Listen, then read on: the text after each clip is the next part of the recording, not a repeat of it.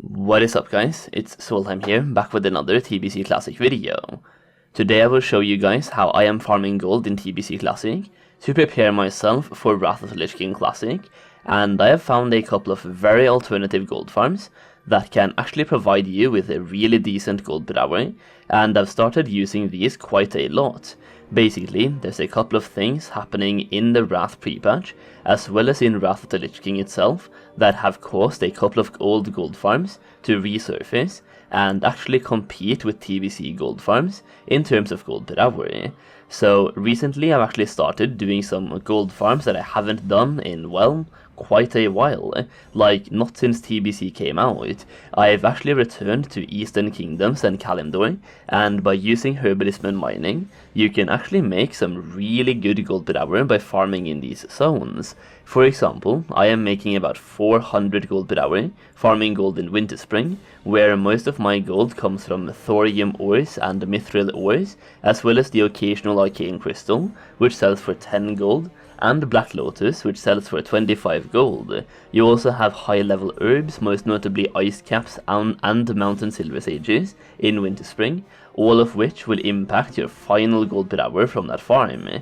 Another thing that I have noticed is that there is barely any competition at all for these farms, and I mean, it kinda makes sense. Who wants to go back and farm classic WoW content when we have TBC content available? And based on logic, you would think old classic WoW content would not even be profitable at all right now, but it actually is, at least on the right server. I do say right server here, as there are some servers with lower prices than mine, but even though my server is already pretty low on the prices, as it's a normal PvE server, if you for example go to a PvP server like Firemore, the prices are almost double what they are on my server, so before you go out and do any of these farms yourself, you might want to check out the prices of things like the herbs within the zone that you want to farm, as well as the price of thorium ores, mithril ores, and arcane crystals.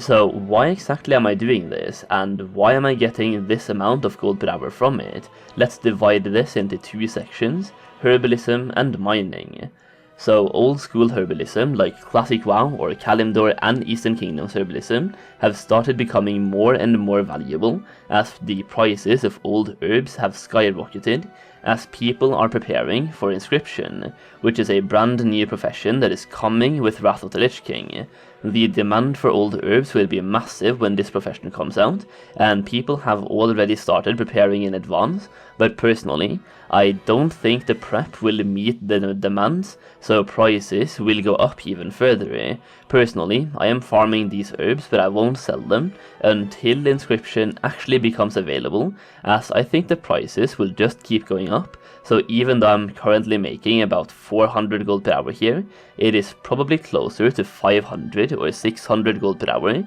per my estimated prices for the herbs later down the line.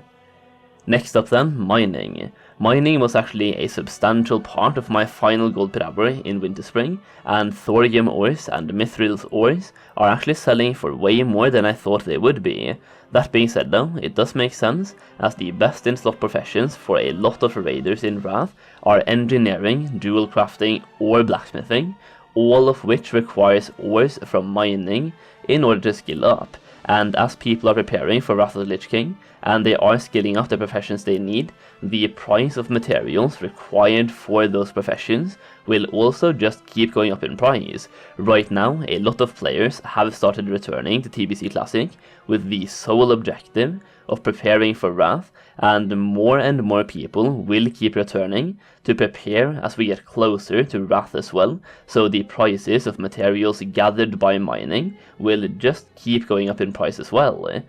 Another reason why I went back to these farms lately is that with the surge of players returning to TBC Classic, open world farms in Outland have become way more difficult, as a lot more people are doing them, and the gold farms that are supposed to be good are barely even decent now, because there's so much competition for them, and competition is a huge factor when farming gold. It can literally cut your gold per hour in half, because it affects your effectiveness while farming, and by going back and doing these farms, you can actually avoid that competition, at least to some degree, which is another reason why it's actually so effective.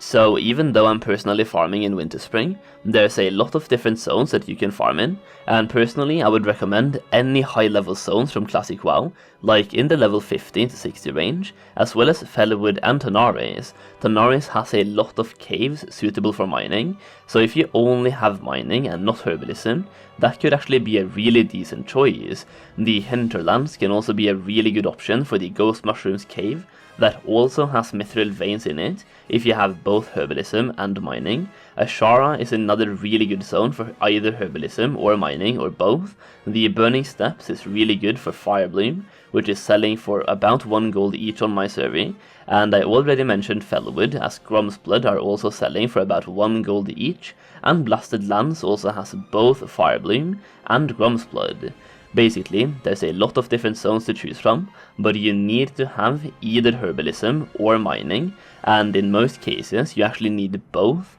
in order to make a solid amount of gold per hour, so I guess that is the only negative part about it.